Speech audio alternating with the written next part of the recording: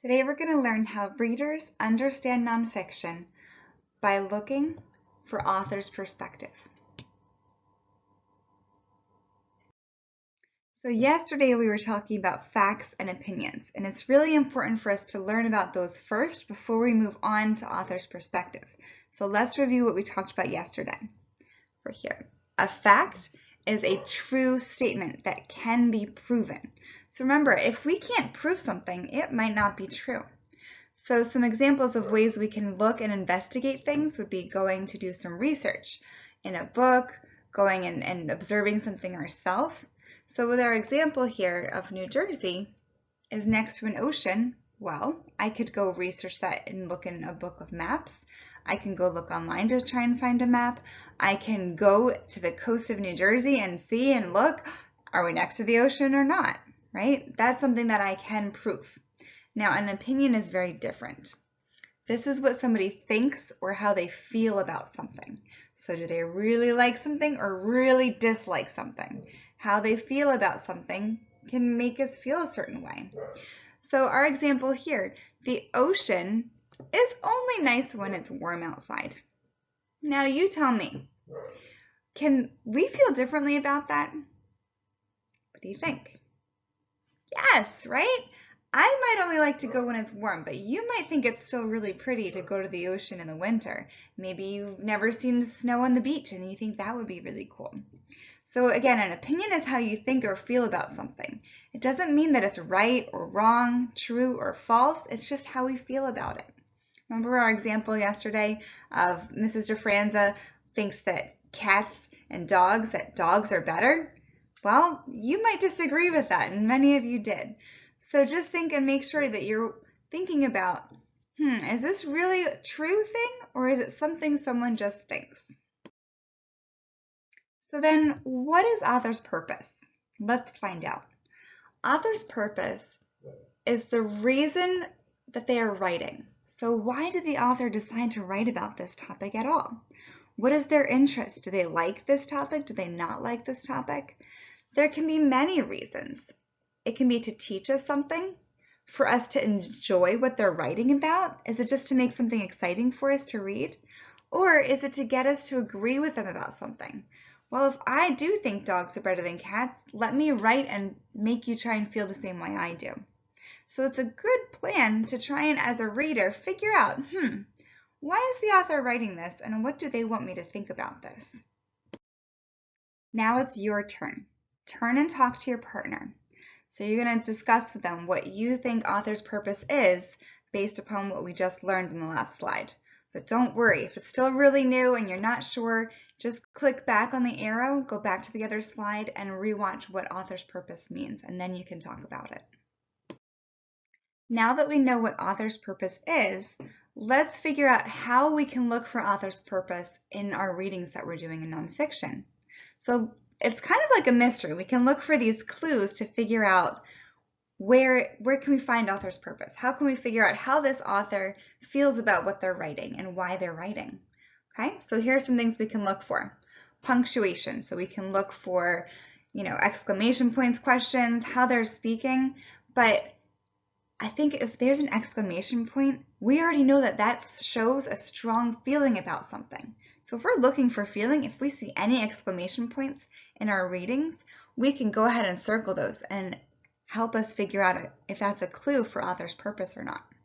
Another thing we can do is look for words or phrases that show excitement, that show a dislike for something, or say that something's amazing or it's the best, right? That's not something we can prove.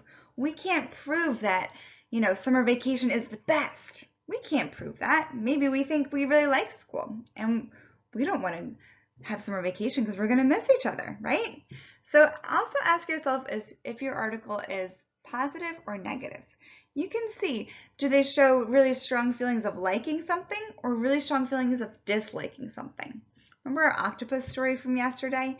Well, some people think that octopuses are kind of gross, right? So I could write an article that says how octopuses are and what they eat and what they do, but also that I think they're kind of icky, right? But I could also write a positive story article about octopuses and how I think they're really important for the world. So if there's anything that's really, one way or the other, that shows strong feeling from the author, and that's something that's a clue of how they feel about something. Okay, now we're going to try and find some clues in our article from yesterday about octopuses. So use your article, and with your partner, look for 3 clues that show you author's perspective or purpose.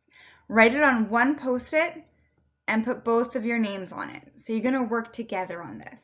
So try and find 3 clues of what we talked about. If you're not sure if it's a clue or not, go back to the last slide and look for our list, okay? Go ahead, see what you can do. So now that we know what author's purpose is, and we even have some ideas of how to find clues that let us know what the author's purpose is, let's figure out why we should even look for author's purpose. Why is it important? Well, when we read nonfiction, we kind of think and assume that we're reading facts, right? A lot of what we read, we've been reading animal articles or animal books. We think that, we're reading our true things. But it can be hard for a writer to leave out how they feel. So we should look for author's purpose to help us think about what we think about a topic.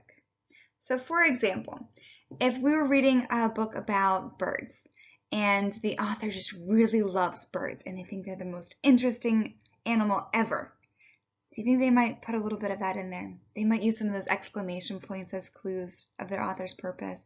They might have some really exciting language where they're saying, oh my goodness, they're just amazing, they're awesome, I love birds, right? We can't prove that. We can't prove that they're the best animal. So those would be our clues, but here's why it's important. If they're writing, it might be to make you like birds too. So it's going to help you think about how you feel. But if we just read about birds and we say, you know what, I mean, they think it's a good animal, maybe I do too. But if you think, I think they're writing this to try and get me to like birds, it might help you make your own decision about, do I like birds, do I not like birds, in that kind of way. Okay, so we're going to be practicing this as a class, how we can go through author's perspective and think, how do I feel about this? Do I agree or disagree? Now we're going to look and practice. We're going to look at our octopus article again, and we're going to try and figure out what you think the author's purpose is for writing this article. So with your partner, talk about what you think the author's purpose is for this article. Then you're going to write what the author thinks about octopuses. How do they feel about them? What do they think? So on your paper, you can make yours look just like this if you would like to. You can put, I think the author's purpose for writing this was, and then finish that. Same thing. My evidence is, and we know about evidence, is, and then show me your proof of how you think they feel that way. I think the author feels about octopuses. What do they think? How do they feel that way? How do you know? Or I agree and disagree with the author's feelings because. So that's your last one there, okay? So use that as your example and go ahead and fill this out on your Post-it. Now that you guys know a little bit more about author's purpose, during your independent reading stations where you have these charts, you're going to go ahead and be adding at the bottom, you're going to see a new part here, to be adding what you think the author's purpose for writing this article was and why. So look for that during your independent reading station, right? You guys got it.